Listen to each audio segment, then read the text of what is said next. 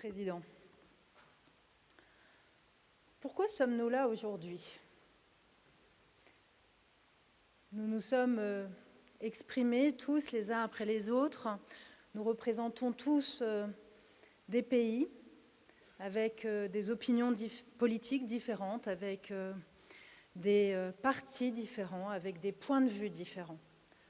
Pourtant, nous sommes tous réunis ici, au sein du Conseil de l'Europe, par la volonté d'hommes et de femmes qui nous ont précédés et qui ont souhaité créer une institution qui nous réunisse, non pas autour d'accords commerciaux, non pas autour de marchandises, mais qui nous réunissent autour de valeurs qui nous dépassent, qui sont plus grandes que nous, les valeurs de la démocratie, les valeurs des droits de l'homme, les valeurs de l'état de droit.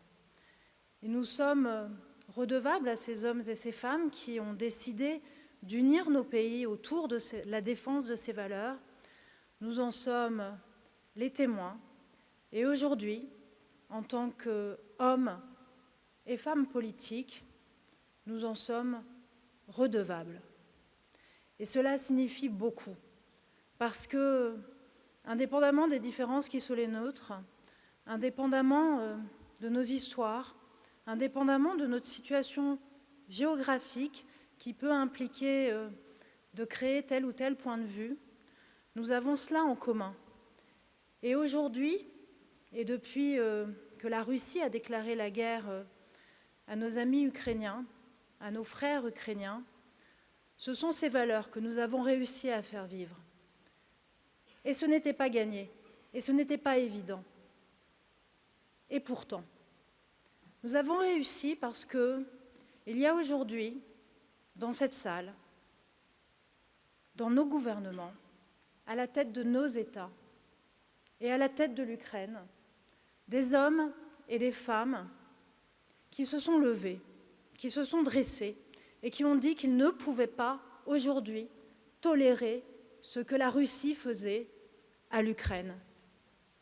Qu'aujourd'hui, le droit des peuples à disposer d'eux-mêmes est un droit fondamental et que, quelles que soient nos divergences, ce droit des peuples à disposer d'eux-mêmes, librement, pleinement, est un droit que nous devons tous collectivement faire respecter. Et effectivement, ce n'est pas une question uniquement de valeurs, de démocratie. Le combat que nous menons aujourd'hui, c'est le combat pour la souveraineté des peuples. Et ce combat, il nous appartient tous de le gagner.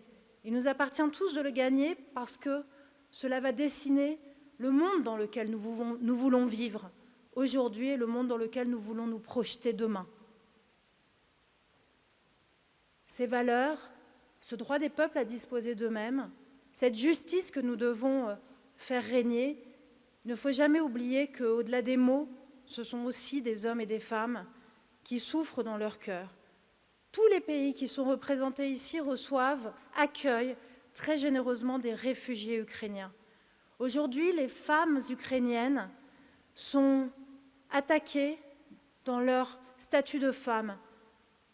Ruslan, tu parlais tout à l'heure des horreurs que tu as vues à Boutcha et ailleurs, de ces femmes violées, de ces femmes martyrisées parce que ukrainiennes et parce que femmes, de ces enfants qui sont enlevés, de ces enfants qui sont traumatisés, qui dorment nuit après nuit dans des abris et qui se terrent.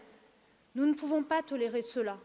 Et au nom de nos valeurs, mais au nom de nos valeurs d'humanité, nous serons toujours derrière toi, derrière le président Zelensky et derrière le peuple ukrainien. Et donc le soutien que nous vous devons, parce que ce n'est pas un soutien qui est anodin et ce n'est pas un soutien qui se discute, ce n'est pas un soutien qui se réfléchit. Nous vous le devons de façon inconditionnelle. Il a été mené depuis le début de la guerre à tous les échelons, que ce soit au niveau international avec des résolutions de l'ONU, au niveau du G20, du G7, du Conseil de l'Europe, au niveau de tous nos parlements respectifs, au niveau de nos collectivités locales, de nos mairies, de nos régions, qui, au quotidien, aident l'Ukraine Et ce soutien collectif et individuel, nous le maintiendrons jusqu'au bout. Je vous remercie.